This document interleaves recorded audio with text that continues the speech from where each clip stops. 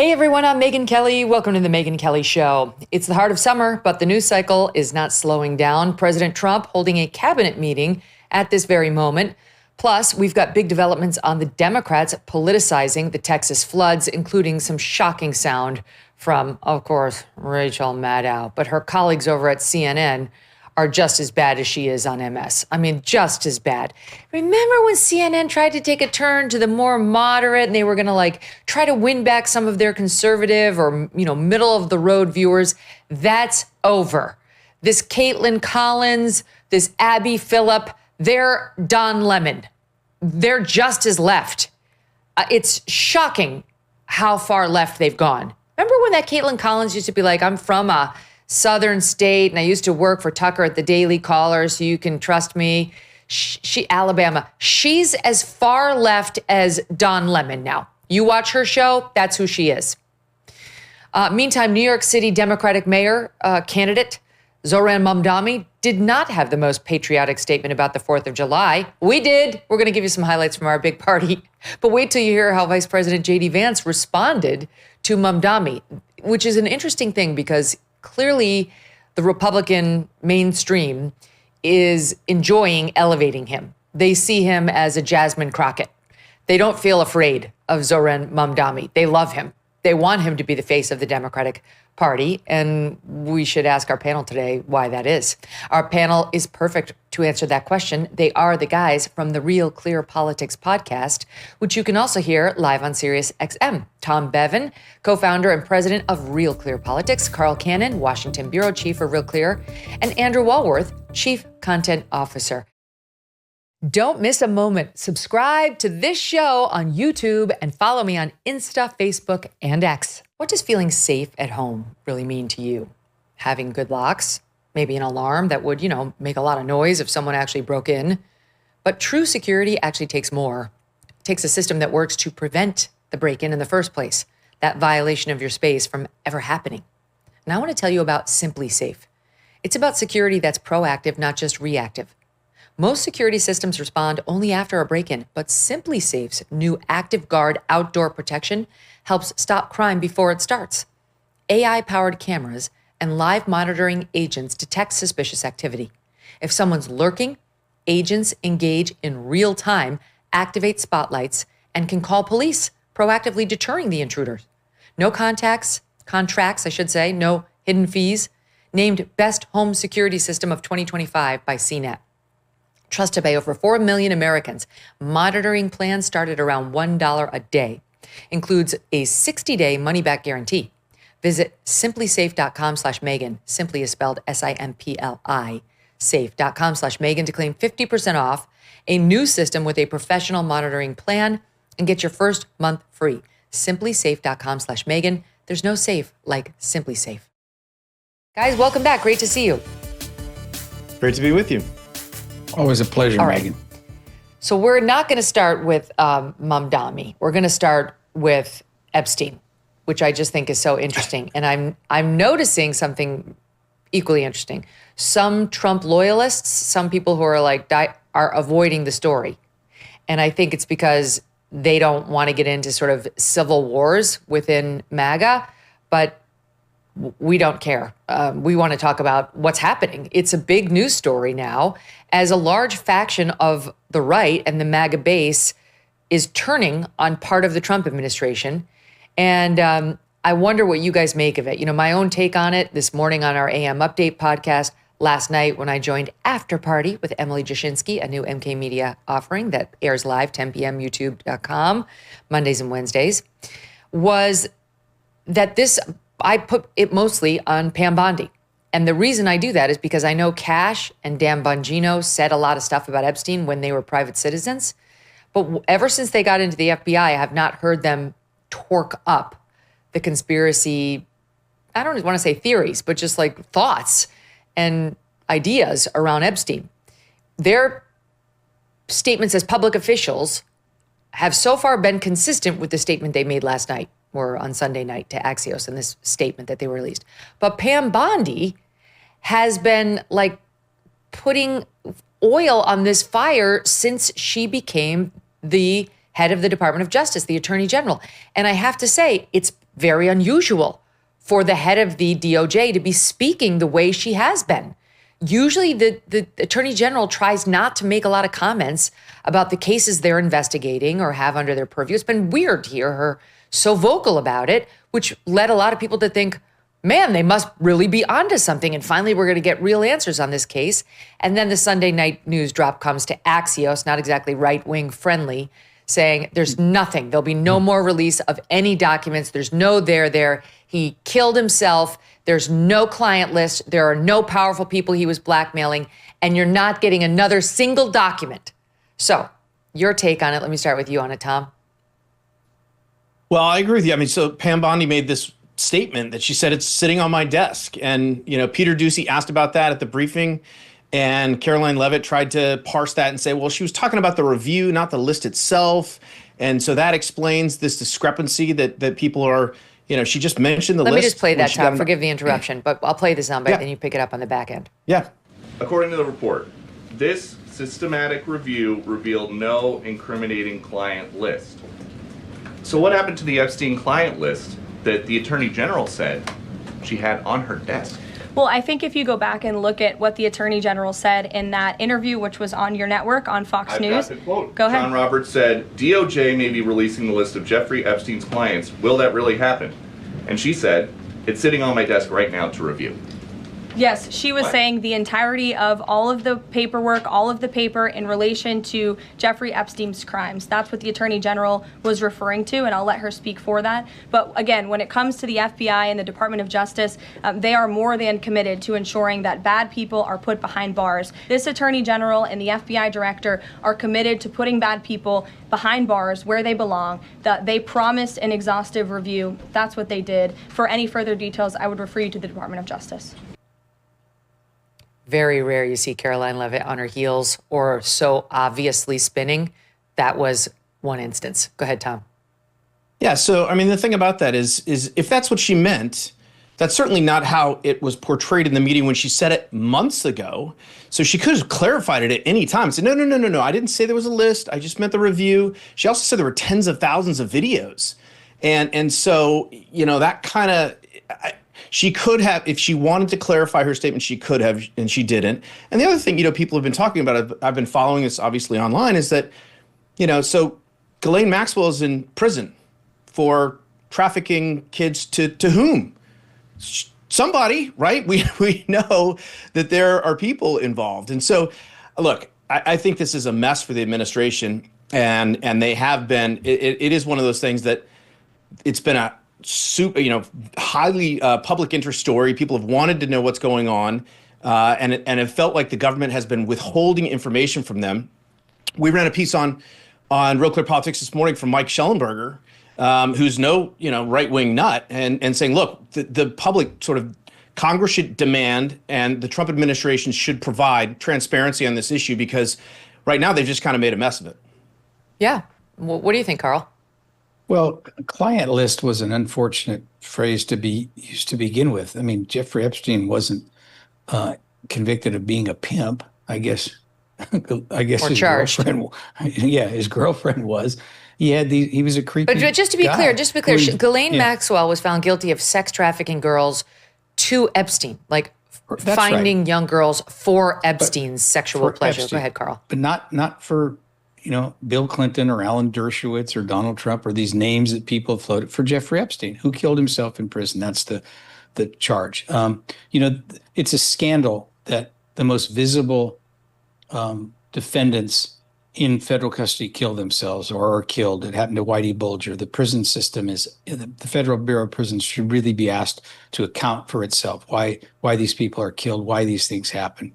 The information should be made public. But if you're not in the fever swamps of conspiracies, you think, well, here's a narcissistic guy who finally got caught in a justice system he couldn't escape. He was looking at life in prison. If he committed suicide, that's not unheard of. That it happens. Doesn't make sense. But the people loyal to Trump's kept spinning these conspiracy before he even committed suicide, because they thought they could get Bill Clinton or somebody like that. Then of course, Donald Trump knew Jeffrey Epstein. From what I've read and everything, and I looked into this at the time a couple of years ago, when Trump realized what Jeffrey Epstein was about, he recoiled from that. He said, he likes him very young, and he distanced himself from Jeffrey Epstein. So there's no reason, we don't have any evidence that these famous people, I don't want to talk about the prince. Well, we know they were on the plane. We do have evidence they were on the plane and that many of them visited Epstein Island and visited his Manhattan mansion. But Epstein had a very, very wide web of connections. He was friends with the president of MIT. He was regularly appearing at Harvard. He was hanging out with royalty like Prince Andrew, but others as well. So it was very easy for Epstein to get people on his jet and visiting him at his island. It doesn't mean all of them were there to take advantage of barely legal type young girls. Underage, But the thing, look, we've had a couple of things. We've had girls who were in that mansion say there were cameras everywhere and they knew that they were being filmed, like Virginia Giuffre. She's probably the most notable. She recently died. But Virginia Giuffre lied many times about the Epstein case. I've followed it very closely, many, many, many times. So we don't know what's true. Apparently there are videotapes of Epstein, is how the DOJ is making it sound now, with these barely legal type girls. And in addition, we believe, and I'm gleaning from what they put out in that statement, child sexual assault materials that appeared to have been looked at on his computer. Like, forgive me, we used to call it kiddie porn, but child pornography that it appears he might have been looking at. And if you read deep on this case, what you find is that there was some case in which a civil plaintiff demanded documents and certain files, and it appears that the DOJ may have found that stuff on an Epstein computer at one point and had to produce it, or at least notify the other side they produced it.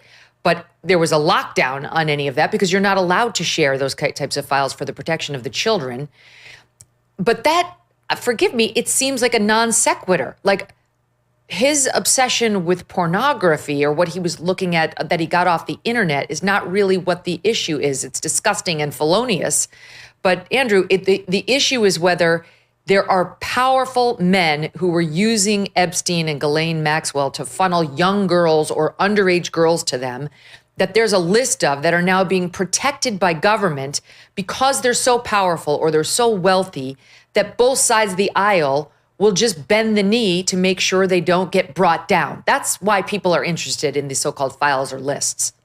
Yeah, no, and I think that you laid it out perfectly. And I hate when people just call this conspiracy theory, because I think this is a very legitimate news story that deserves to be looked into by the mainstream press. The vice president himself said that before the election, that this is a really important story and people should look into it. He said they should release the list. Exactly. Use the word list. So I hope people keep digging into it. There's a little wrinkle here that I'm interested in. I don't know, but there is this minute that is missing from the tape that they released of his cell, the minute before midnight. I mean, I will say, if you're a conspiracy theorist, the minute before midnight is kind of too perfect. It's like a movie title. Yeah, but I think it's a real question, and I think that there is at least a plausible case to be made that this is a cover-up, and as such, it should be investigated. Whether Trump is involved or not, according to Elon Musk, he is. I don't know, but I think you have to I don't believe that for 1 second. If Biden would have released it, Biden, right? Yep. And exactly. Andrew, Merrick Garland would have released that in the course of the election if maybe his name was in the book, but that doesn't mean anything. Alan Dershowitz's name was in the book because he was his lawyer. That doesn't mean Alan Dershowitz was a client, and I'm well aware of the accusations against him by Virginia Giuffre, which were utter bullshit. Right.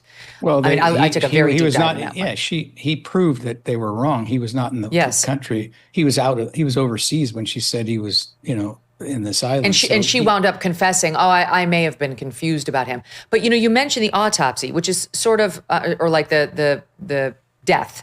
Was it a suicide or was it a murder? It's connected to the question of client list and whether he was being blackmailed, because people believe he was killed because they think there were these powerful forces out there that had a reason to kill him. So those two do go hand in hand. And it's not just crazy right-wing conspirators, as Caitlin Collins was saying on her show last night. Jeffrey Epstein's brother, Mark, hired Dr. Bodden, who is world-renowned for his skills as a forensic pathologist, who conducted an autopsy on Jeffrey Epstein and came out of the autopsy saying this was a murder. He has a bone that was fractured in the front of his throat that gets, basically, it gets broken typically when you've been strangled, not, I guess, when you hang yourself. And there were other indications by Dr. Bodden that led him to say this was not a suicide. This doesn't look like a suicide. So, and there were other questions too that Jeffrey Epstein's brother has been raising. So it's like, it's more than just right-wing nuts, as like some in the press would have you believe, Tom, who are saying, wait. And on top of all that, you've got the Bondi statements over and over. The one saying, she didn't say the file's on my desk. She was asked specifically about the client list, and she said, it's on my desk right now.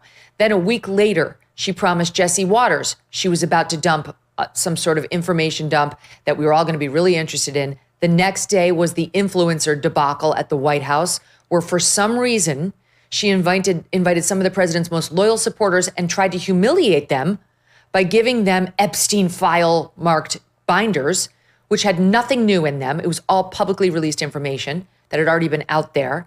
Then she acted indignant. She didn't know it was the sleazy FBI who had withheld the real documents from her. She was going to get to the bottom of it. Then she said a further release would come.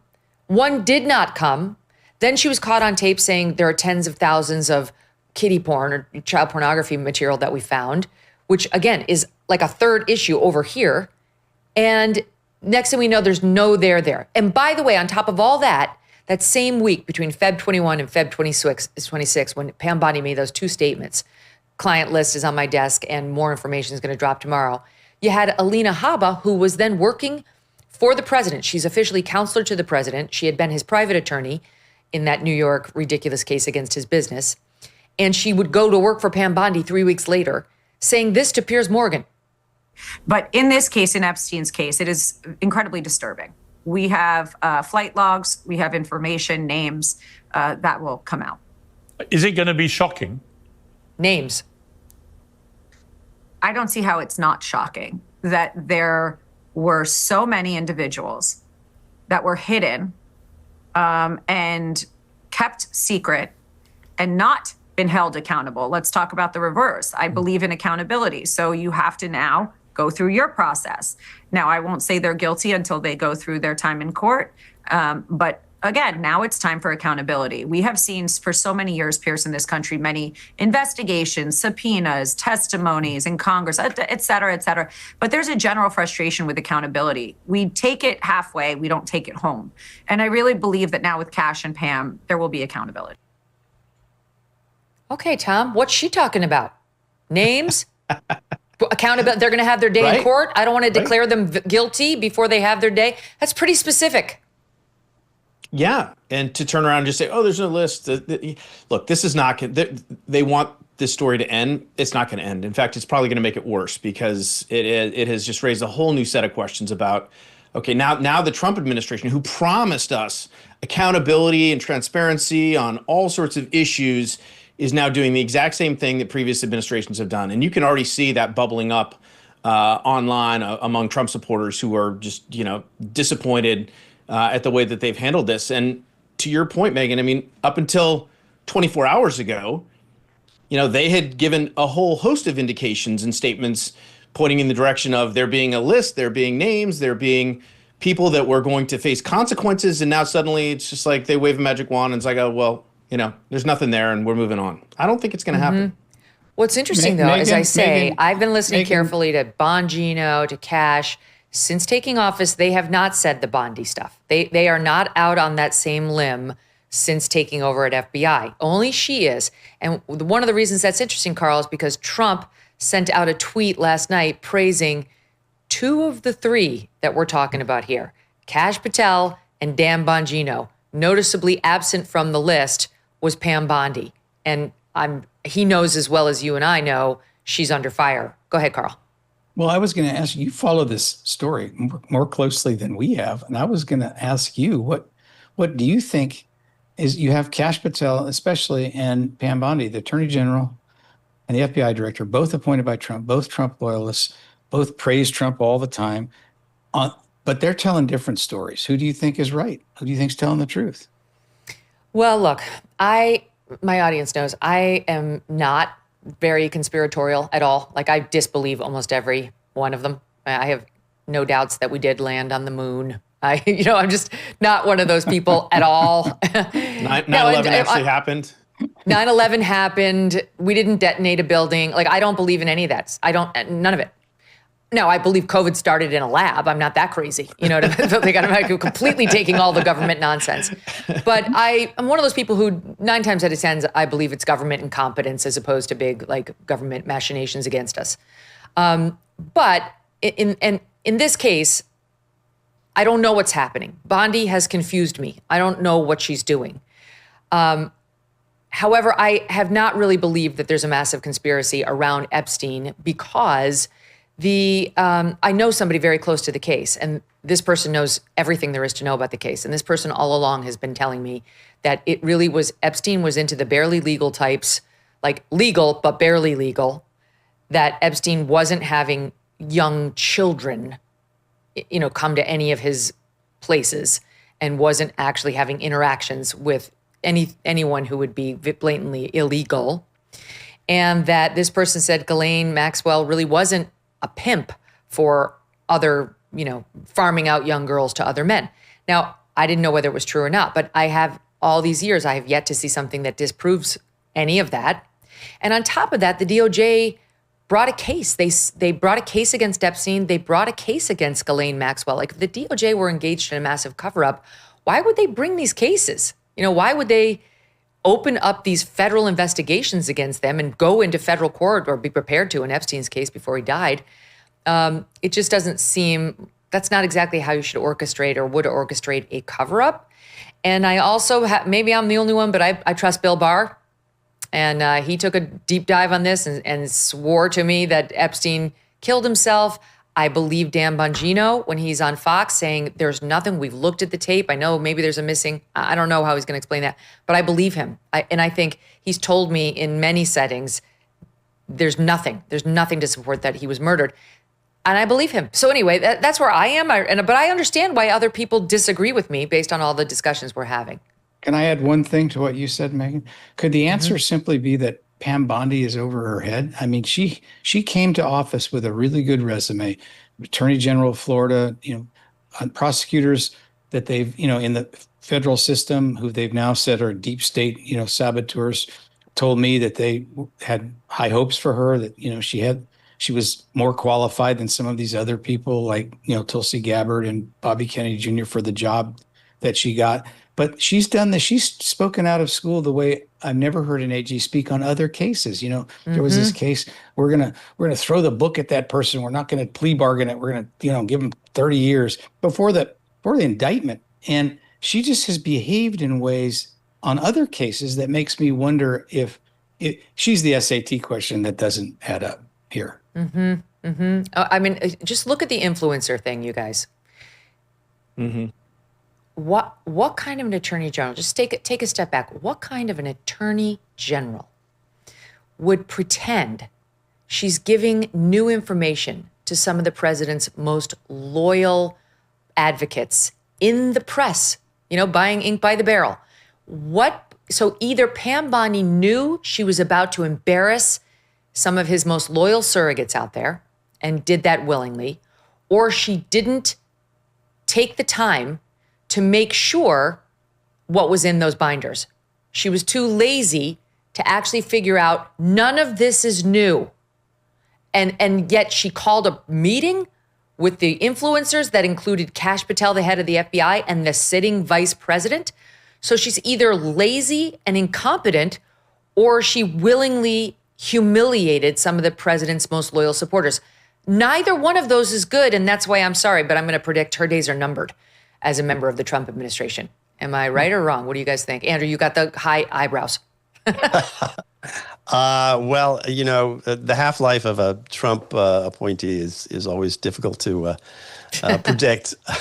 So I don't think I'd predict one way or the other on that. I think overall, I think he likes her. I think she's despite this latest hiccup, I think that he thinks that she represents him well, and I think she sticks around. But I don't know. Depends on. I'm not so sure. If you look at conservative Twitter, she's right in the crosshairs. I mean, a lot of people are angry with her, and not just because of that influencer stunt, but because I think that's she's true, the one I'm on not, camera.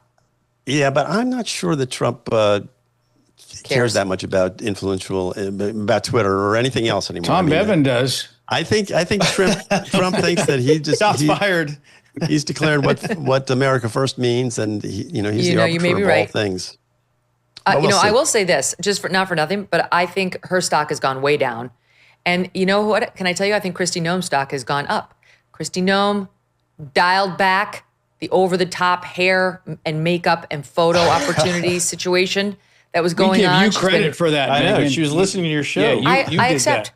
that. I accept. But I think she's done a much better job. She's been totally appropriate on this Texas flooding situation. She's striking exactly the right tone. She's got like very nice empathy. She's a mom, she's a grandmom. She's coming into it in a very good way. And I think a lot of those photo ops, President Trump wanted her to do. He wanted her to be doing them. It was the glam that was over the top, but she's dialed it back. I think her stock is rising, and I think Pam Bondi's is definitely on the wane. Go ahead, Tom. I think I agree with you on that. And, with regard to ICE, Tom Homan's the one who's been he's been everywhere. And he's been taking all comers in terms of media interviews, and he sort of became the face of ICE, and she kind of receded, I think, and started doing a little bit less. But I agree with you about Pam Bondi. I mean, the influencer thing is really interesting but again, that happened so long ago. I mean, if she, if her stock went down after that. It wasn't that. That's where it started, but it's been a steady drumbeat now, and now the culmination of, I think the administration very much wants to move on from that news drop to Axios on Sunday night. But the fact that she would, I don't see that happening. But to your point, what's interesting about this, so she called this big meeting. It was at the White House, this big production, this big show. And, the influencers come out, and I remember I was following it online at the time. Everybody was, because we were like, oh my gosh, we're going to get all these details. And then they're like, well, okay, this is, we already know this. And they were sort of going through it in real time, and they were all kind of disappointed. And so it was this huge production that she orchestrated, but also the White House did. I mean, they played along with it. I mean, they hosted the meeting. But then privately, remember, Tom, they started distancing themselves from her after that. You heard these reports in a couple of media outlets that the White House staff was like, oh my God, what is she doing? We didn't sanction this. We didn't think it was okay to bring in the vice president and others. This is all a Pam Bondi operation. Right. Well, somebody's got to take the fall for it. It was a debacle for sure. If they let her go, though, if they push her out, doesn't that encourage the conspiracy theorists? Don't they just, see, she's the only one? Well, they won't cite this. They'll cite something else. They'll wait until something else happens. Trump, he's not dumb. But I don't think Trump created this. My money, if I had to put my own personal money on it, my money would be they genuinely didn't find any evidence of murder. They genuinely didn't find the so-called big list, and that Pam Bondi, in an effort to get on TV and get people excited, got over her skis on her messaging. If I had to bet, that's what I'd bet. And for that, she should be punished, because the people who got hurt and embarrassed and lost credibility as a result of all that are the president's media supporters. That's not a good group to embarrass. And that's a group to which Trump should be loyal. They didn't deserve that. She did it. And the only way for her to fix it was for there to be a real drop of actual info on Epstein that she then leaked to them to make up for what she had done. And what we're seeing now as a result of the Sunday night drop to Axios is there isn't one. She doesn't have it. Many people believe she does have it. Now she's just been browbeaten into not releasing it. Either way, it's a fail on her part. So her stock's down. It would not be buying Bondi bonds today. Okay, let's keep going. Out in California, we have got ICE and Tom Homan's team trying to clean up MacArthur Park. Isn't this is your home state, Cannon? And your lovely mayor, Karen Bass, goes out there not to say, thank you, it's riddled with MS-13. Literally no children ever play here because they could get shot. It's become a place where illegal immigrants go to get false IDs and try not to get killed by MS-13.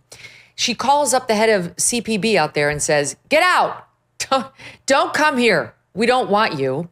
In response to which that guy says, I don't work for you, and I'm sorry, but you're gonna be very disappointed because you better get used to me and my face. Because my team and I are going to be here until this park is rid of the scourge that is known as MS-13.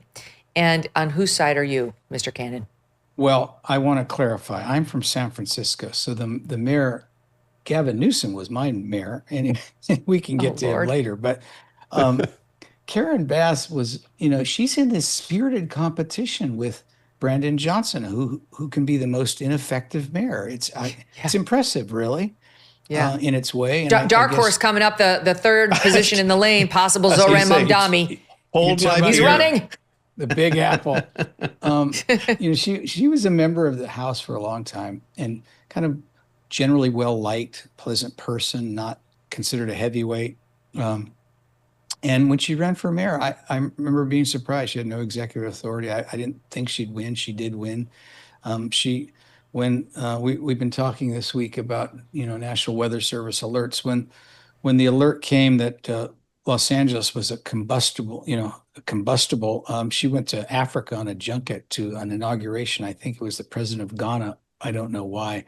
And when she got back, and the Palisades were burning, her response was to fire the fire chief.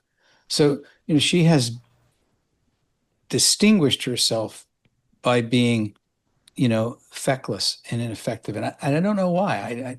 It's a bit of a mystery to me. She had long experience in politics, rarely made a mistake. She was very left. But these missteps, I guess right now in a Democratic politics, if you're from a big city, Megyn, we talked about this on our show, you've got to, you have to position yourself against ICE, against the Immigration Service. You've got to favor open borders, sanctuary cities, all these things. But you're really saying that you don't want the law to be followed. And I think it seems to me a dead end for the Democrats. And I don't know why they keep, it's like keep going down that cul-de-sac. This 2 points. When we were in New York and our kids were going to these New York City private schools, as expensive as they were and as fancy as they supposedly were, the playground right next to our all boys school was referred to by the boys as dog poop playground. It's just riddled with dog poop, people not picking up after their dogs. To me, this is like taking the side of the dog poop.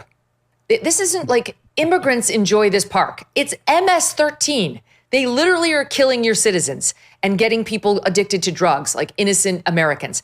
And you're on the side of the dog poop. Like somebody who came through and said, I'm going to clean up all the dog poop so the children can play and they don't have to deal with it anymore. And the mayor came out and said, the dog poop stays. Step away. This is the position she's taking. And it's not just her. You're right. Zohran Mamdani, who is likely to be our next mayor in New York City, is having this clash right now with the sitting mayor, Eric Adams, where Mamdani is saying, I will not work with ICE. I will not funnel any illegals to ICE's way, even if there is a federal detainer on them so that they can be deported. And Eric Adams is out there. Eric Adams, I'm for the corrupt one. I really hope Eric Adams wins re-election. I don't care if he's corrupt. It's like, so he took a couple gold bars from Egypt or something like that.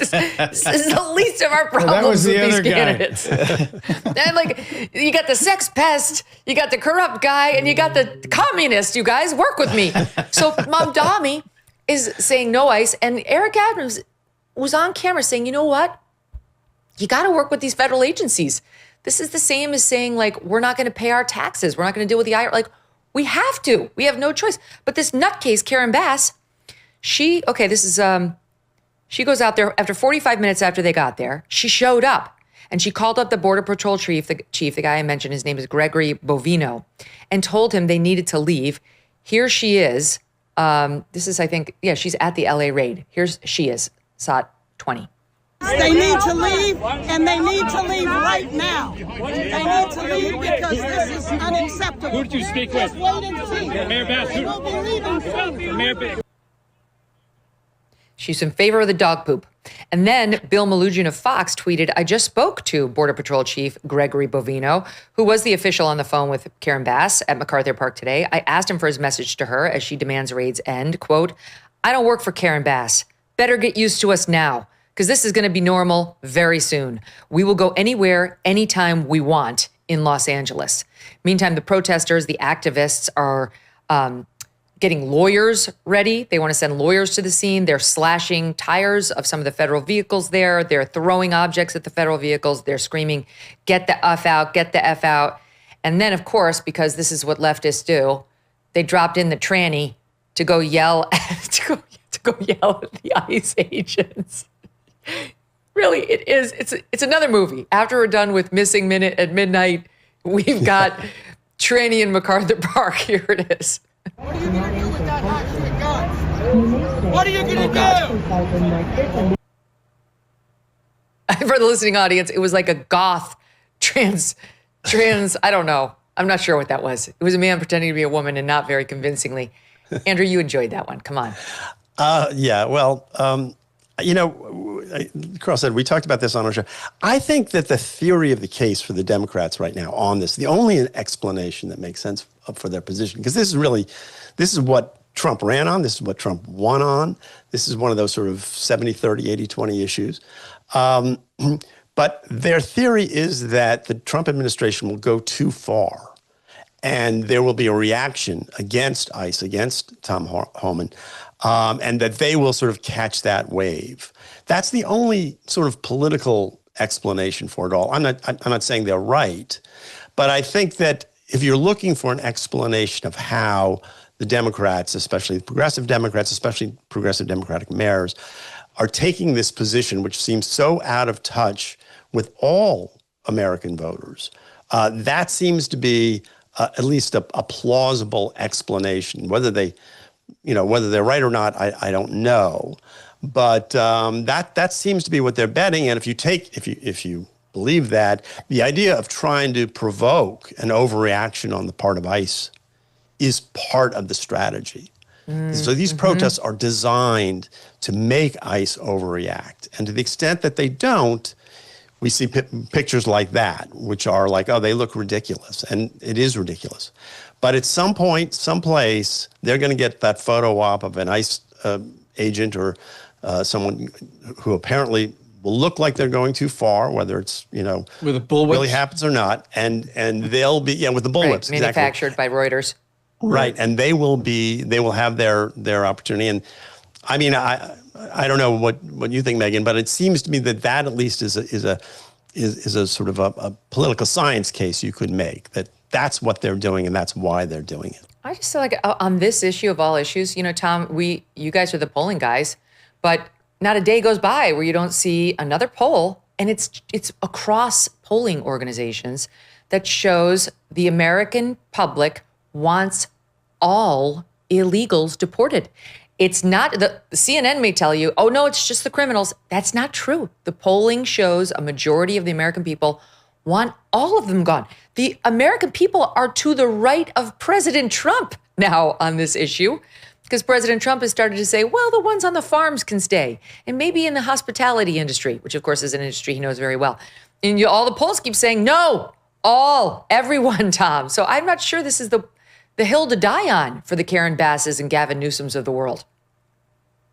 I agree with you, but at the same time, I think Andy makes a good point, which is, excuse me, these Democrats, they have to be all in, particularly these mayors of these big cities, against Trump, against ICE. Even the other story out of California this morning, which goes along with this, is that the state of California refused the Trump administration demand on transgender, basically boys and girls sports, and they said, no, we're not going to sign that. And what's interesting, you think, okay, well, where does this go? Where does this end? when you have cities and states openly defying federal law and executive orders from the federal government, what happens next? And we Pam Bondi, who we just talked about a lot, this is a way for her to sort of get her stock going back up. I mean, she will be involved, the Attorney General will be involved in bringing cases against these municipalities in these states because they're just outright defying the administration and in many cases the law. It's a little insurrection-y. That's exactly right. They're doing in California the thing that Trump kept getting accused of doing, disregarding federal court orders, but actually never did. And one more point was another story that's a part of this thread, to Andy's point, which is the story that the Democrats were advised that they need to be part of the resistance and be willing to get shot, quote unquote, get shot.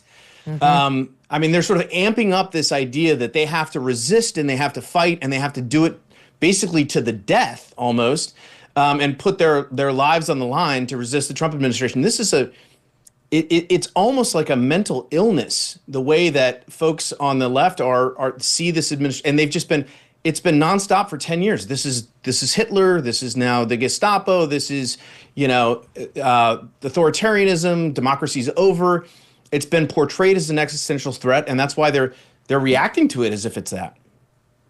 Except the problem with like the get shot plan, in addition to you could get shot, is you'd have to do the full Trump. You'd have to get shot and then you'd have to stand up and you'd have to say, fight, fight, fight, and show total courage in the moment. You couldn't writhe around in pain, screaming, ow, and 9 times out of 10, let's face it, mostly Democrats are going to do that. They're not going to stand up and say, fight, fight. So they got to think this through. I don't think it's a very good plan. I will say this, Gavin Newsom, he's an interesting person to talk about today, as you guys know, because he's on the wrong side of these LA raids. Here he is, on the immigration raid on MacArthur Park. SOT 21, watch this. What a disgrace, what's happening in MacArthur Park. What theater. On the 6-month anniversary, after all, of these fires, that's the message from the polluted heart of the President of the United States. The polluted heart of Stephen Miller. Those National Guard men and women that were out there protecting people are now being used as political pawns. Protecting people, political pawns. So he is saying that, wrong side. He, notwithstanding telling Charlie Clark, what's wrong with me? Charlie Kirk, how, it's just a question of fairness, boys and girls sports. It's just a question of fairness as a dad of a daughter. He understands. He's now, as you point out, telling the federal government to pound sand. He won't be in compliance with Title IX. Well, he will be, because he's going to get sued by Harmeet Dillon at the DOJ. And it will not be up to Gavin Newsom. There's this thing called the Supremacy Clause. And when federal law and state law conflict, the feds win. Sorry, you're about to learn that the hard way, Gavin. But at the same time, and you tell me, not unrelated, he's traveling, as every California governor does, or any governor really in this union, to South Carolina to tour 8 different counties and make speeches there, because that's really what he mentions, those wildfires. The California governor should be really focused on rebuilding LA. Nothing's been rebuilt. Absolutely nothing. All the red tape that he said he'd get rid of is still there. No one's rebuilding. And he's going to South Carolina, guys, because, well, why? I mean, even for a would-be presidential candidate, isn't 2025 a little early in the cycle? Megyn, you could win a bar bet when Joe Biden pronounced George W. Bush's presidency a failure. And when he started campaigning, remember, not South Carolina, then New Hampshire, it was St. Patrick's Day of 2001. So George W. Bush had been president for like 8 weeks. So actually, Gavin has waited a decent interval compared to some. to some. Wow. Well, yeah, because the Democrats decided that New Hampshire was too white to go first. And so they I just think it's too cold up there. I think they wanted to campaign in a more fun Iowa state. Can't count votes. Iowa can't count votes. And also too white. Iowa too white, New Hampshire too white. South Carolina, it had to be South Carolina or maybe Georgia, but they chose South Carolina. So he's going there. I have to tell you, I don't think Gavin Newsom is the great white hope of the Democratic Party. I really don't. I don't see it happening. Am I wrong? I realize he's got the widow's peak. That's in his favor. He got the is the gravelly next president of voice. the United States, Well, Megyn. You think so? Not, Oh yeah. well, Megyn, if not, That's my sway. That's my story, and I'm stuck with it because Oh. these two guys have been beating the crap out of me for months. You on think the he radio. does hand-to-hand combat with Rahm Emanuel and wins? Well, you know what? We think Rahm. We actually are pretty bullish on Rahm too. Yes, I'm bullish on Rahm. Yeah.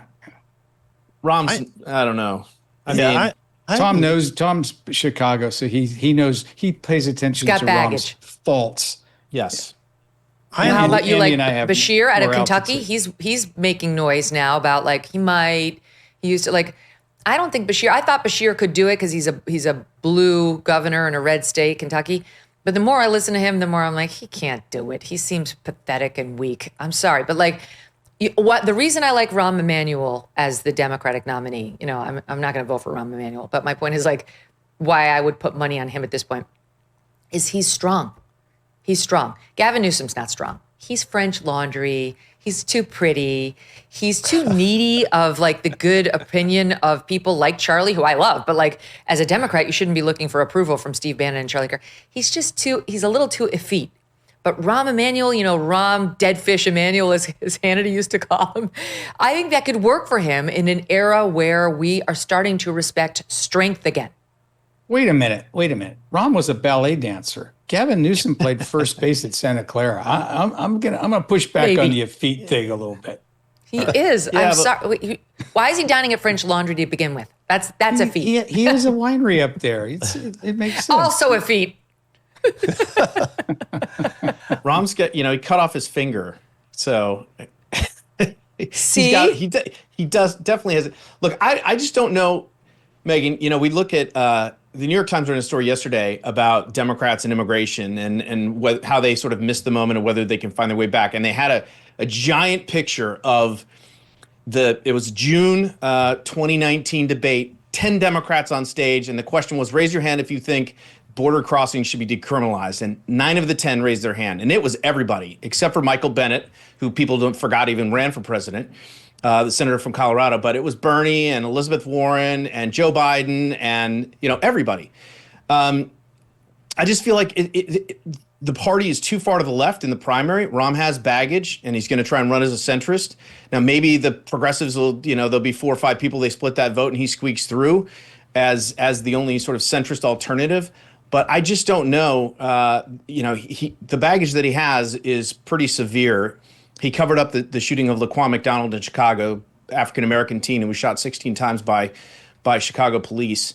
And folks have never forgiven him for that. And that will be brought up immediately and forever during a campaign. And so I just don't know if he's going to be able to get through. And then the question is, thing, let's be honest, Rahm Emanuel is a Jewish man. And the Democratic Party has become very anti-Semitic. It just has. I mean, I think they're genuinely anti-Semitic. I really do. But they're definitely anti-Israel. That's for sure. You saw that poll that came out earlier this week with Harry Enton, like marveling at the shift in support within the Dem Party for Israel, how it used to be high double digits before, and now it's high double digits the other way toward Palestine. Plus, remember, this is why I listen to you guys all the time. And you couldn't believe that Josh Shapiro wasn't the pick for Kamala. And we all knew it was because he's Jewish. He's not even like some huge Israel guy. He's Jewish. So that's something, sadly, that Rahm is going to have to contend with. Keep going. Yeah, no, I was just going to say that, one of the other characters is, if it's not going to be Rahm, if it's not going to be Gavin, then who's it going to be? And you look at the people who are potentially running, and J.B. Pritzker decided he's going to run for re-election in governor of Illinois, but that doesn't preclude him if he wins in 2026 of running in 20. He'll have to turn right around and run. But we've seen that happen before. He certainly thinks of himself as presidential material.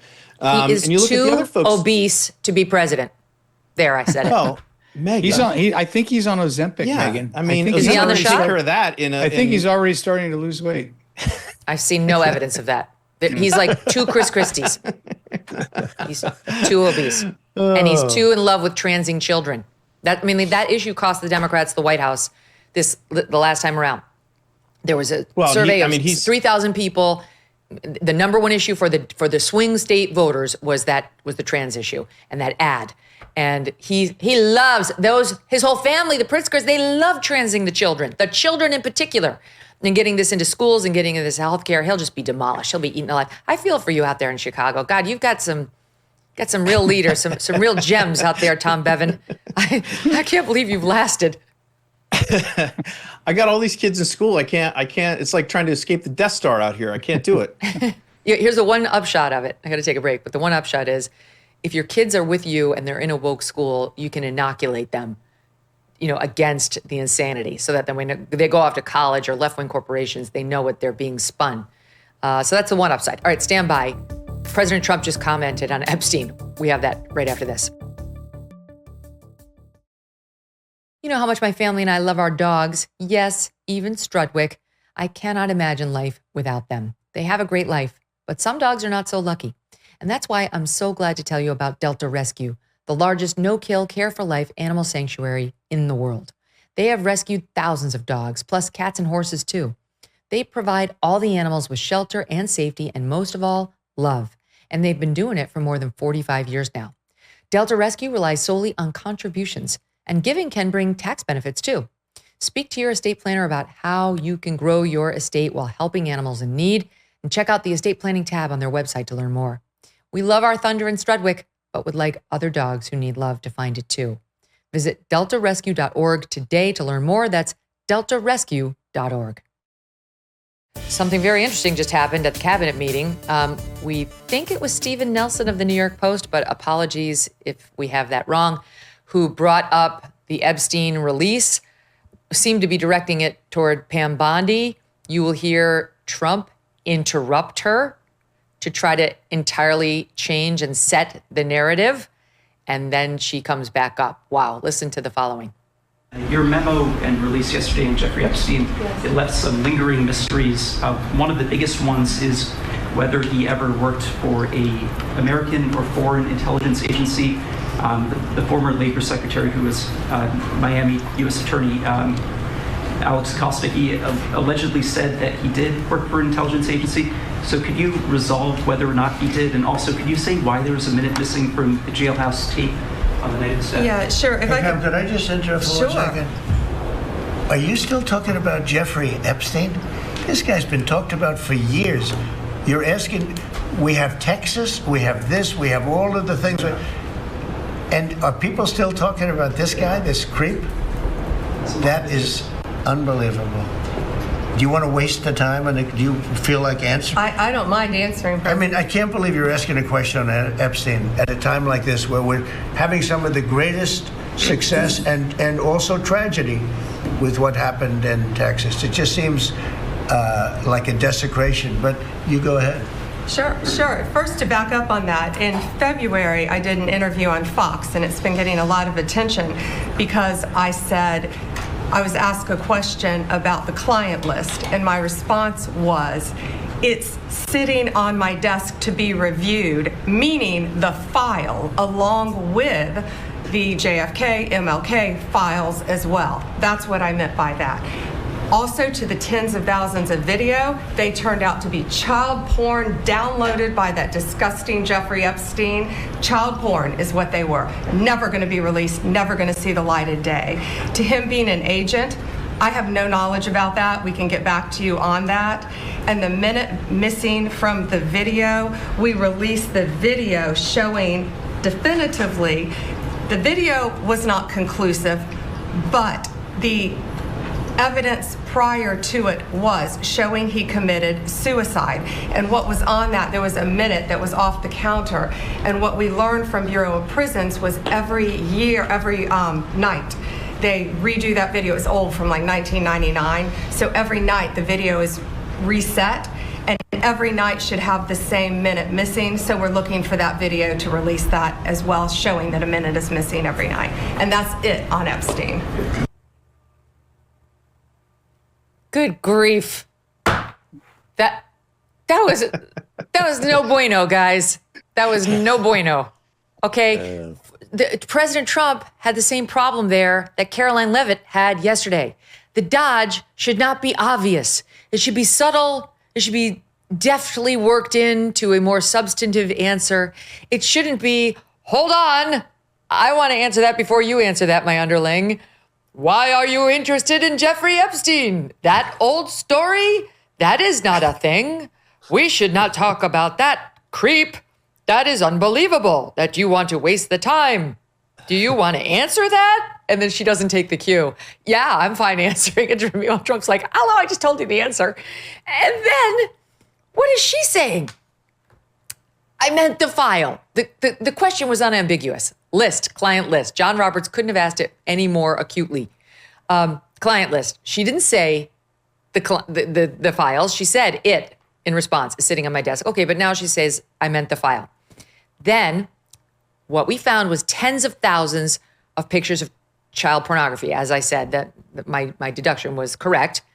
And then she says, by that disgusting Jeffrey Epstein. She does this in all of her interviews. She takes a little pivot. She goes down a little tributary to try to waste time talking about how he's so disgusting. There was one from February 26th, where I think we have it, SOT 12, where she talks about how we have 200 cases, victims, maybe 250. Let's just play it, because I want to show you. This is, she keeps doing this. She's using filler so that she doesn't have to stay on substance. Trust me, as a lawyer, I've seen it a million times. Here it is in SOT 12. I think it's in here. I haven't seen the final cut of this SOT. You said last week that you have the Epstein files on your desk. When can we see them, and what's taking so long to release them? I do. Jesse, there are well over, this will make you sick, 200 victims. 200. So we have, well over 250 actually.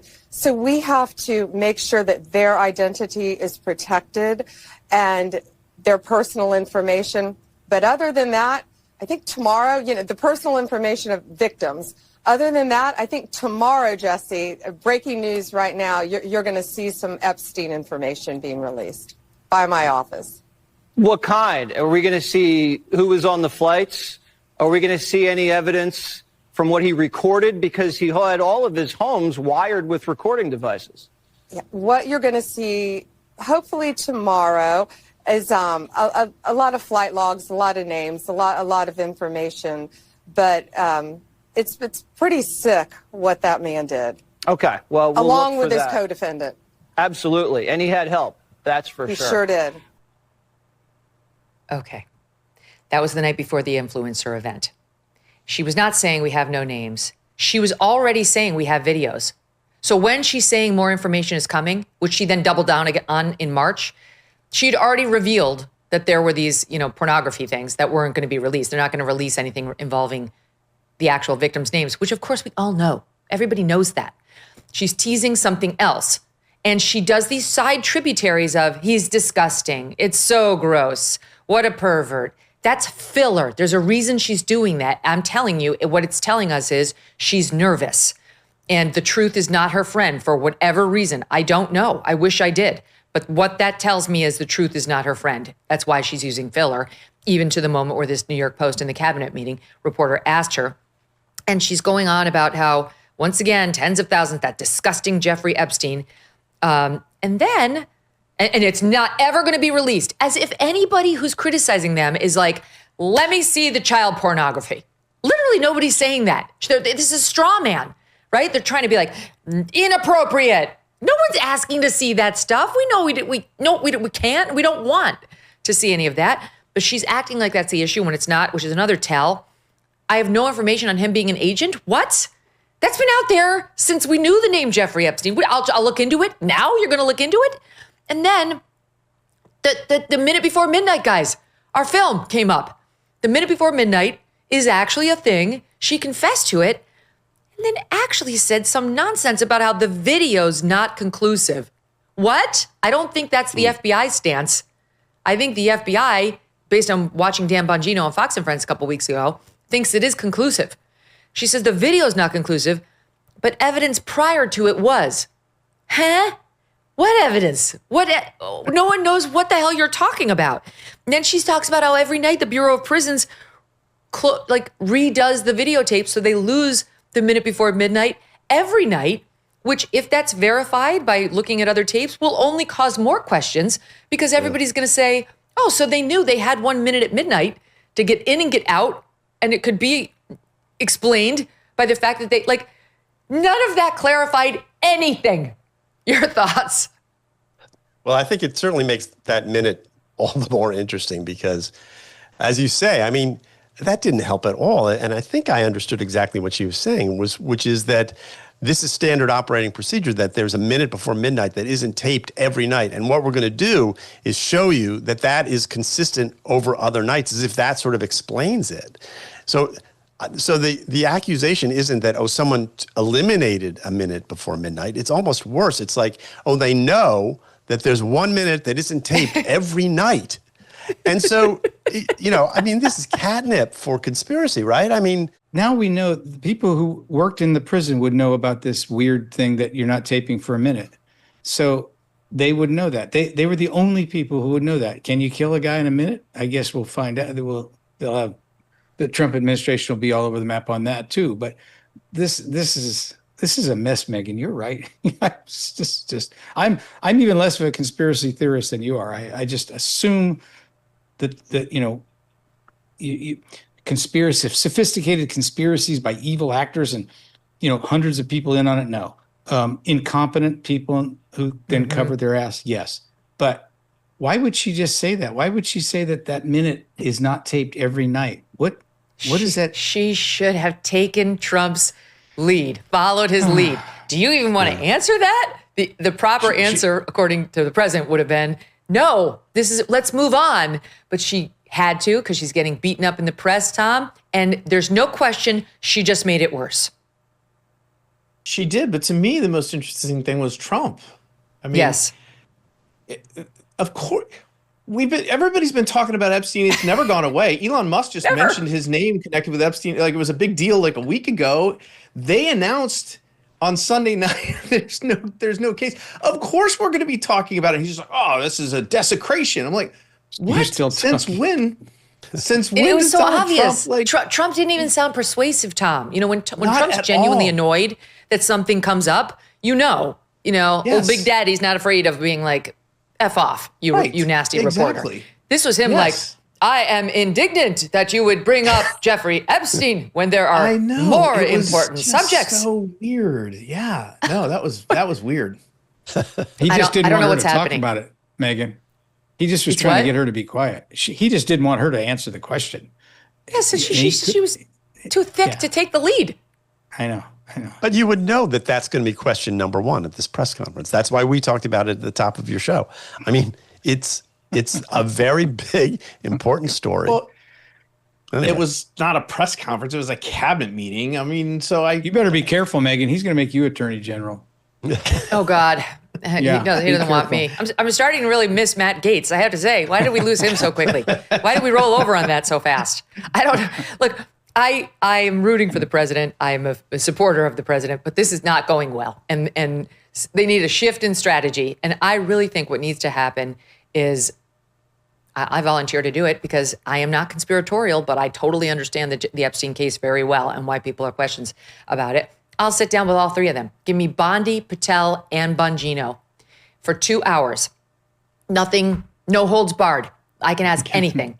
And then the audience can see whether they're truth tellers. Honestly, like this. Seriously, Megyn, you could charge pay-per-view for that. You'd make a fortune. Yeah, that's right. And I care about them. I don't know Pam as well, but though I know Pam, I don't dislike Pam. I really don't. We go back years at Fox News. Dan is the only one who I consider an actual personal friend. But the audience knows that, and I hope is coloring, that in on assessing my own bias on this. But this is why you have to sort of keep some distance between yourself and the administration, even when they're your friends. You have to be able to report honestly on them and to call out bullshit when you think you smell it. And I think I smell it, and I'm nowhere near dog poop playground. So I think it's coming from Washington, D.C. Okay, let's keep going. What a day. This is so crazy. I can't quite believe this. Okay, let's move on to Mamdani, okay? This guy, everything's coming out about him now. And it does seem that in addition to being a genuinely terrible person, Andrew Cuomo had the absolute worst research team in politics. Why are we learning about all this stuff, guys, now, after the guy already won the nomination? Andrew? Well, yeah, we talked about this on our show. Andrew Cuomo ran one of the quintessentially worst campaigns you could possibly run. It was bad on every level, including, as you point out, the Oppo research on who would end up, winning the nomination in this weird, five-way sort of, race that they ran up there, where you count the votes, proportionally and all that sort of stuff. So, I think what's interesting about Mamdani is that he is a old school socialist, and he's sort of bringing that idea of socialism back from this sort of cultural socialism that we've seen in recent years, that were sort of all based around sort of interest groups and identity politics, back to sort of, the roots of socialism, which are, and he's talked about controlling the means of production, which is a phrase that, you haven't heard that in America since the 60s, right? I mean, that's old school. That's what Bernie Sanders talked about before he sort of, became a cultural Marxist himself. And he tweeted from each according to his ability to those according to their means. That's the Karl Marx quote. I don't have it quite right. According to their needs, yes. So I mean, this, and to me, and this goes back to our previous discussion about who's going to end up with the Democratic nomination, all the energy in the Democratic Party, I think, is on the left. I think this sort of feint to the sort of right or the center is over. I think they're going full in on democratic socialism, small d, in parens, in quotes, democratic socialism. And Mamdani is the sort of vector of this for the moment. He's very popular among young people. People do not remember what socialism really is. They have no conception of, how it's failed every time it's been tried. But for some reason it's back, and he's the guy. And, like I say, I think what's interesting about him is this idea that he is going back to the roots of socialism and getting away from this sort of identity politics part of it, and it's really class-based. Well, he does both. He does both, Andy. He's the whole package. He does all of the virtue signaling and all the Islamic stuff and the old-fashioned Marxist-Leninism. I mean, it's weird. And Andrew Cuomo, how much of this did he mention in the campaign, Megyn? You live up there. Not much, huh? None. No, because you know what, Carl, what I realized too late, I mean, I wasn't paying that close attention, but I think Andrew Cuomo was really hamstrung by his many scandals. He's a shadow of his former self. He's scared. He wasn't bold. He didn't take big risks. He didn't swing big. He just thought he'd skulk along as a Cuomo. He's nothing like his father. He keeps thinking we're going to think he's Mario Cuomo, who was legitimately very popular in New York, where I lived my whole life. And it didn't work. People knew he's a weird, perverted guy who tried to blame his weird sex pest stuff on being an Italian. What the F? And killed a bunch of senior citizens in New York State with his order, which he was told was going to kill them, that COVID-positive patients had to be allowed back into the nursing homes and weren't allowed to be tested for it. And wrote his memoir on the taxpayer's dime. He got $5 million for it using staffers I was paying for as a New York State taxpayer. Overreached mightily on COVID. We had a dinner party at our house during COVID. I was living in Manhattan, where I got those little signs of Andrew Cuomo's head, looking up, and I put him in all the windows.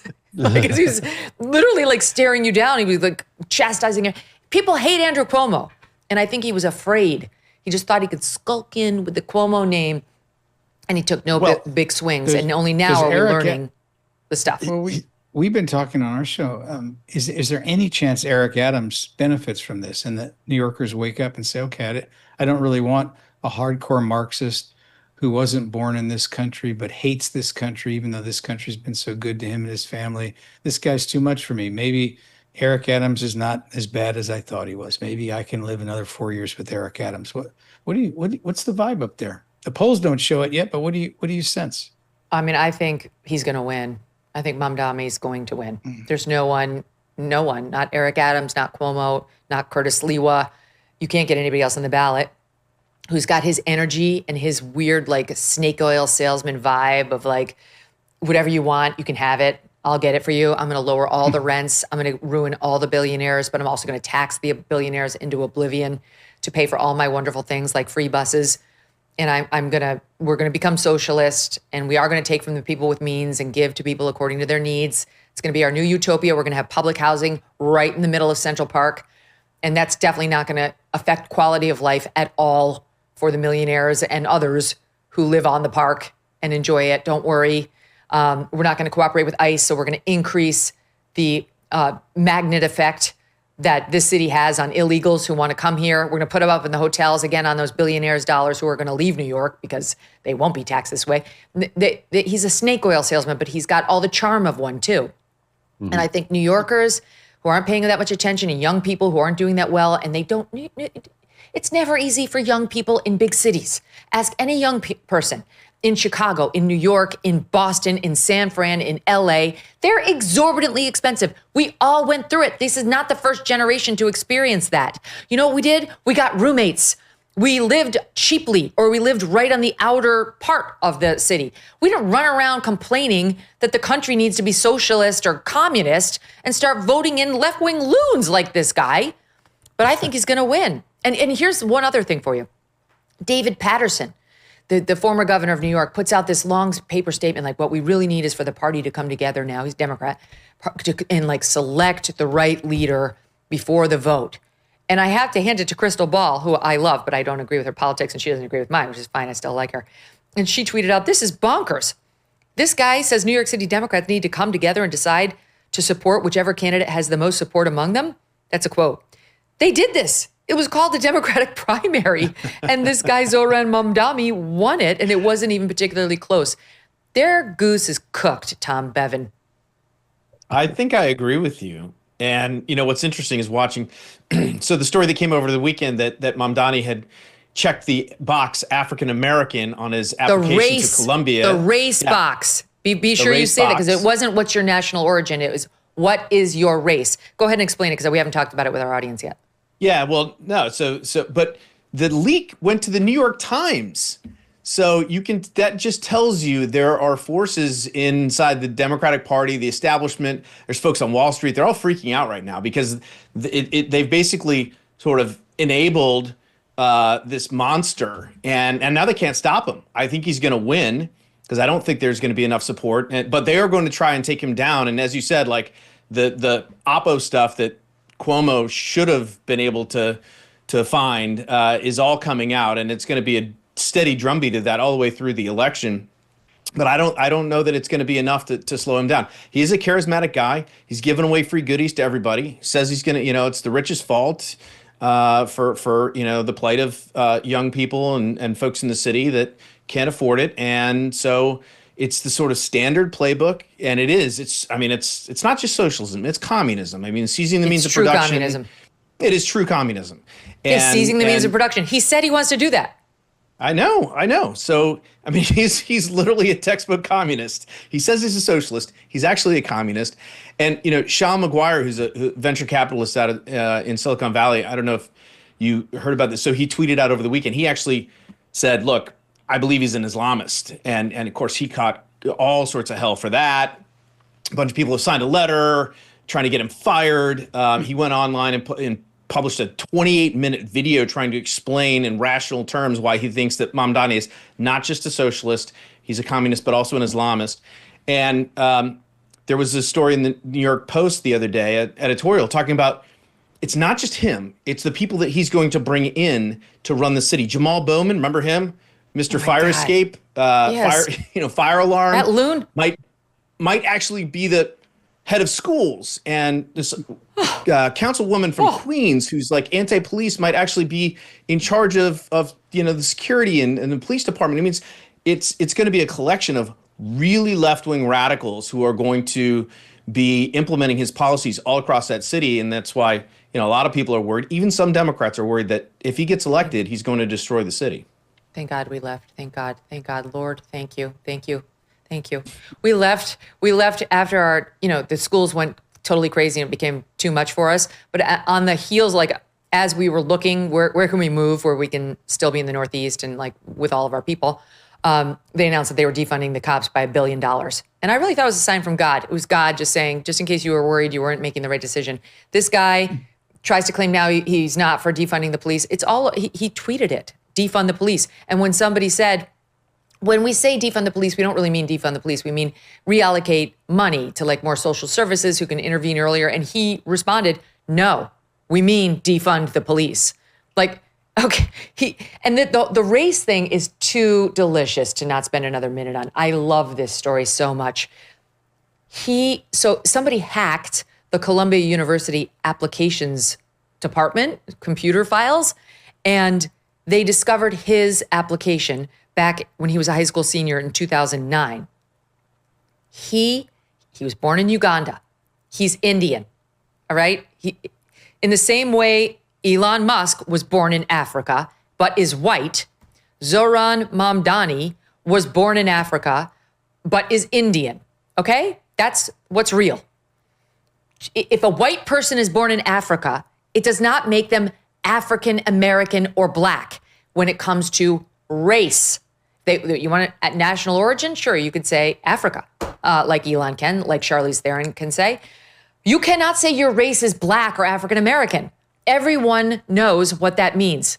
We're talking about skin color and a certain background that might entitle you to an extra feather in your cap on the application process, because before the Supreme Court ruling, you used to be allowed to account for that in a way that would give somebody a leg up.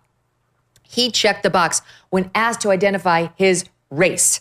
And he checked the box that read black or African American, and also checked the box that read Asian, which just shows he is el stupido, because only one of those boxes gets you into college. The other one gets you not into college. They don't like Asians. This is the racism of the left. They like brown, but not if you're not brown enough. Asian, not like Indian, no. It's a no. That won't really help you. God forbid Asian, that's a no altogether. So he didn't have it quite figured out. And his dad was a professor there. And then he also told them that, thinking it would help them. But obviously that also telegraphed that he was the son of a college professor, and that they lived in a nice little Tony area, and his mother was well educated as well. And it was very clear. But he comes out to say this. In an interview with the Times, he said he did not consider himself black or African American, but rather an American who was born in Africa. By the way, he wasn't an American even when he checked that. His answers on the college application were, quote, an attempt to represent his complex background, given the limited choices before him, not to gain an upper hand in the admission process. A lie! A lie! This is what I have to say to that. Sure, Jan. 100% he was checking it to get in, and he still didn't get in. And he didn't get in, and his dad's a professor there. I mean, ugh. Yes. And now you've got all these leftists who, if Megyn Kelly ever checked the box, even if I were born in Uganda, of being black or African American, would have my head on a platter. They're running. He's no more black than I am just because he's Asian. Are running to defend him and attack the New York Times as having done something wrong, Tom. They're mad at the Times. Yes. And saying basically, well, I think it was Nicole Hannah-Jones, the author of the 1619 Project, tweeted something that said, well, we know who's culturally black and who isn't, and there's a difference. And so Clarence Thomas, you're out. You're out. Yeah. Yeah. So, look, this is going to be fascinating to watch this whole thing play out, because there will be other instances and more coming down the line where you'll have, I think, folks that will be, going out of their way, bending over backwards to defend this guy when, he's a very privileged guy. I mean, as you mentioned, dad's a professor, mom's like a famous, movie producer? Director or producer, yeah. Movie director, yeah. Grew up in a very Tony neighborhood. I mean, this guy is, he's about as privileged as you could possibly be. And he is very charismatic, but he's selling this sort of bill of goods to the people of New York that he's for the, the downtrodden, and he's going to make this, create this socialist utopia. It's going to be amazing to watch.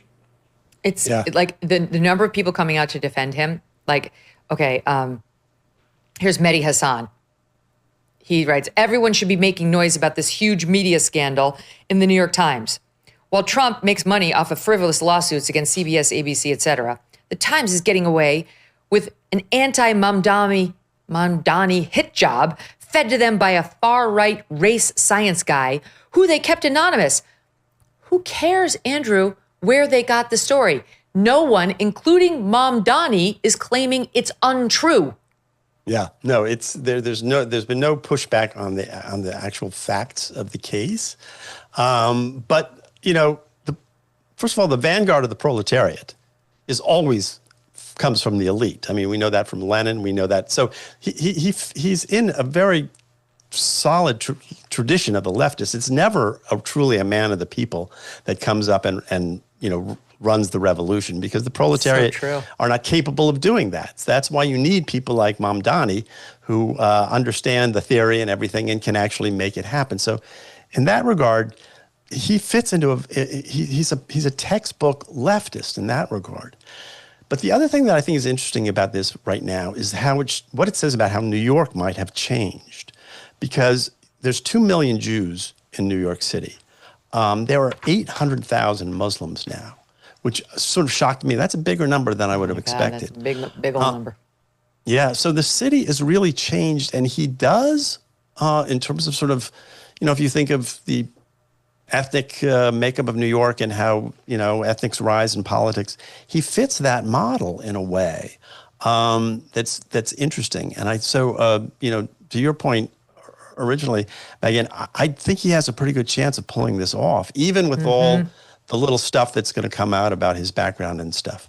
By the way, his wife he also may be lies. the man for the moment. I'm sorry? I think sadly he is, but his wife also lies. Her name is Rama Duwaji, and she says on her Instagram bio that she is, quote, from Damascus. She's from Texas. Well, the is there weather's a similar. Damascus, Texas? I don't think so. Both of these two are like, that's a great name. Yeah. Yeah, they're just cosplayers. What I don't understand about this fixation, not just with this guy, but all these young Gen Zers who think they like socialism. It's not like socialism disappeared off the face of the earth. Venezuela tried it, and it wrecked their economy. And it wrecked their economy so much that the Biden administration gave 500,000 visas to Venezuelans to come to the United States because their economy was wrecked by socialism. And there's this disconnect between the facts of the real world and this rhetoric. I guess, I don't know who you blame, the press, the public school system, maybe, Gen Z, you know, I don't know, Instagram. I don't know who you blame for this, but you know what, Carl? But this should be right surprise. there. It's right there in front of us, right? It's no surprise because you guys know. So you're from San Francisco and Tom's from Chicago. Where are you from, Andy? Well, originally I'm from outside New York City. Okay, and you're from New York, and I mean I've spent the last 17 years in New York. It's these blue cities that are being run into the ground. We're now, instead of recognizing it's democratic rule that has ruined these crown jewels of America, they're like, we got to try communism. And on top of that, they're like, you need communism to fight fascism. You know, there's fascism now in the White House, only that's not real. But the communism is. It is real. Like, this guy is an actual communist. It's worse than socialism, you're right. And there's no pause to realize how your city and your life got this way. You know, it is bad. They're not wrong. You know, there is an affordability crisis for sure. Part of it is just you're young and you chose a very expensive place to live. But a lot of these cities have been run into the ground, like Chicago. I mean, there's no better example of it. I mean, San Francisco's coming back now because they hit rock bottom, I think. And now they're starting to realize you have to moderate or the city's going to just flush down the toilet into the ocean. And Chicago, I mean, what does Brandon Johnson have, an 11% approval rating, Tom? Even the left-wing Chicagoans are realizing he's a disaster. I think it might be lower than that, actually. Wow. It's 7%. I mean, at least in New York, you guys have had Republican mayors. I mean, you had Giuliani, you had Bloomberg, who was, you know, Republican, then an independent. Chicago hasn't had a Republican mayor in 100 years. And Republicans have no control over any of the levers of government, not just at the municipal level, but at the state level as well. And we had Lori Light. I mean, if you had told me, Megyn, 4 years ago that Chicagoans would be pining for the days of Lori Lightfoot, which they are now, I would have said you're crazy. But so there is no moderation. There's just this constant march to the left. And there are no alternatives. I mean, even the sane Democrat who ran this last time around, Paul Vallis, could not overcome the teachers' unions, could not overcome the sort of system that was put in place. And now you have a situation where you've got a mayor, as I said, with like 6% approval rating or something.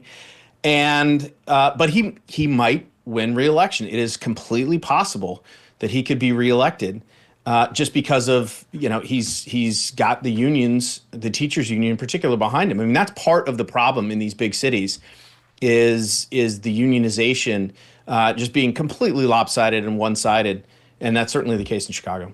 By the way, Tom, I was just looking for my papers. I can't find it. It was in my yesterday's packet, I think. But how many people were killed in Chicago this past weekend? I mean, how many people were shot and killed?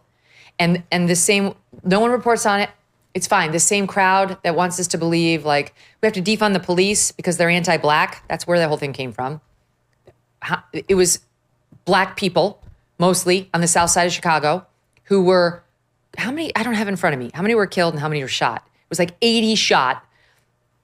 And it was a bunch. And look, I've 55 shot, 55 shot, but it goes up to 80 if you include Thursday, like the day before, right. and multiple dead. No one cares. They don't care. They don't care when black people die at the hands of other black people or Hispanics at the hands of other Hispanics. The left care when they can use it to indict white people, cops, or guns. You don't hear a peep about gun violence from any of this crowd in the wake of what happened in Chicago, right? You don't hear any calls to have Brandon Johnson recalled. No, and Chicago has some of the strictest gun laws in the country, and this has been going on for years. This was going on when Barack Obama was president. And I've been, I get up and I read the Chicago papers every day, and it's just been this constant drumbeat. And you're right. I mean, it's confined to like a few neighborhoods, a couple on the south side, a couple on the west side. Who bear the brunt of all of this terrible violence and all the gang stuff that's going on. And then you've got Brandon Johnson. So he just vetoed, they tried to put an ordinance in place to prevent all of these kids from gathering. It was a curfew for teens, and he vetoed it. I mean, it makes no sense. And those are the kinds of policies that you have that allow this stuff to just, fester and continue. And nobody ever puts a stop to it. Here it is. I found my information. So if you just go from midnight on Thursday to July 6th, Sunday, at least 50 shot, 6 killed. If you add in Wednesday night, 68 shot, 10 killed. It's barely being covered by the so-called legacy media. They don't care. They actually don't think Black Lives Matter at all. They just love an opportunity to indict whitey, especially if it happens to be a cop. And if the cop's black, that's fine too. They'll indict him. They're fine throwing black cops under. They hate cops of any color. But it's so obvious, or they'd be reporting on this, or they would care. But all of this, looking the other way when it's black on black violence or Hispanic on Hispanic violence, that just shows, like, that's one of the problems in all these major cities. They don't care. And it really is that communist mindset of like, what we care about is seizing the means of production. We care about the economics, getting rid of private industry, which of course is, capitalism has so few defenders. Where are the in-depth think pieces other than RealClearPolitics.com defending capitalism against these nutcases? What's happened in the mayoral race, according to the latest reports, is Cuomo called Adams to ask him to drop out. Cuomo, who lost to Zohran already by double digits, wants Adams to drop out. And Adams is like, you drop out. I'm the sitting mayor. I'm literally the sitting mayor. And I didn't just lose to him. You drop out. No one's dropping out. And Bill Ackman is on Twitter right now drafting a 430 paragraph text saying what his big plan is. I can tell you it's not going to work unless everybody drops out except for one. Zohran Mamdani is going to be the next mayor of New York. And it's a real Maybe Anthony shame. Weiner can make a comeback. He would have my vote. Literally, I'd rather have the guy, the pervert, who's sending up dick pics with a young child at his side. He's gonna send you a picture now, Megyn. Oh God! He may sign it too. If this is the price I have to pay, I would vote for Anthony Weiner. I'd vote for him over this Mamdani. I would. People are going to die in New York. If he defunds the police, because I believe he genuinely does want to do that, even though he knew he had to say otherwise to actually get the nomination, or messes with the cops the way he says he's going to, poor people of color are going to die in much greater numbers. That will be the direct result of his policy. Anyway, okay, we got to take a quick break because you guys know, got to pay some bills, but with wonderful advertisers. And we'll be right back with the RCP guys after this. The American dream has changed. Forget the white picket fence. For most Americans, the real dream is getting out of debt. If you are feeling the pressure from rising prices, mounting credit card debt, and you're just trying to stay afloat, I want you to know there could be a way out with Done with Debt. They've got one goal: break you free from debt permanently. They're not pushing loans or bankruptcy. Instead, their tough negotiators go straight to your creditors, slashing what you owe, wiping out interest, and eliminating penalties. And the best part, most clients see more money in their pocket in the first month. You've worked too hard to let debt steal your future. With Done with Debt, your dream of being debt-free could be possible. Visit donewithdebt.com and speak with one of their experts. It's completely free. But some of their solutions are time sensitive, so don't wait. Go to donewithdebt.com, donewithdebt.com. Remember when you were a kid with an iron stomach? Pizza, ice cream, chips, PB, nothing fazed you. But these days, if you are like most people, you feel like your stomach can be a bear trap, one wrong bite and you're done. Here's the thing. Years ago, our ancestors ate lots and lots of bitter plants daily that made their digestion work. Nice and easy. But our modern diet has completely eliminated these essential compounds. You've heard me talk about Just Thrive probiotic before. Took one this morning. Love Just Thrive probiotics. And now they have their newest product, Digestive Bitters. These tasteless capsules contain 12 bitter herbs, so you don't have to taste the bitter. You just get the benefits. That they say helps wake up your digestive system for results you can feel. No more bloat, burping, belly aching after meals. Well, you might belly ache, like verbally, but you won't actually have one in your belly. Just comfortable digestion, like when you were younger. Just Thrive Digestive Bitters helps your cravings and helps keep you satisfied longer. Give your gut the care it deserves. Try a Just Thrive probiotic and digestive bitters today, risk-free, and save 20% with code Megyn at justthrivehealth.com. See the difference for yourself or get a full product refund, no questions asked. Justthrivehealth.com, code Megyn, because your health is your greatest asset. Speaking of Mamdani, he and the Vice President of the United States in an exchange that's fiery. Mamdani on July 4th posted the following: America is beautiful, contradictory, unfinished. I am proud of our country, even as we constantly strive to make it better, to protect and deepen our democracy, to fulfill its promise for each and every person who calls it home. Happy Independence Day. No kings in America. Okay. So JD Vance weighs in, and this is on camera at a dinner at the Claremont Institute on Saturday. Watch. There is no gratitude in those words. No sense of owing something to this land and the people who turned its wilderness into the most powerful nation on earth. Zohran Mamdani's father fled Uganda when the tyrant Idi Amin decided to ethnically cleanse his nation's Indian population. Mamdani's family fled violent racial hatred, only for him to come to this country, a country built by people he never knew, overflowing with generosity to his family, offering a haven from the kind of violent ethnic conflict that is commonplace in world history, but it is not commonplace here. And he dares, on our 249th anniversary, to congratulate it by paying homage to its incompleteness and to its, as he calls it, contradiction. I wonder, has he ever read the letters from boy soldiers in the Union Army to parents and sweethearts that they'd never see again? Has he ever visited the gravesite of a loved one who gave their life to build the kind of society where his family could escape racial theft and racial violence? Has he ever looked in the mirror and recognized that he might not be alive were it not for the generosity of a country he dares to insult on its most sacred day? Who the hell does he think that he is? Wow. Go JD. I loved that. I think he's tapping into a sentiment everybody in the Republican Party feels, which is patriotism, not so much on the left, according to the polling. But what did you make of the exchange, guys? Carl?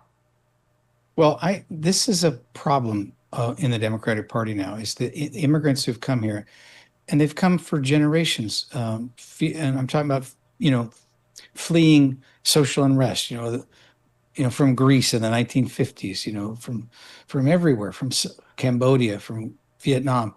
And then you have, this generation of people, Ilhan Omar, Mamdani, they've come here, and instead of gratitude, they have this resentment. I do not understand it. I don't know where it comes from.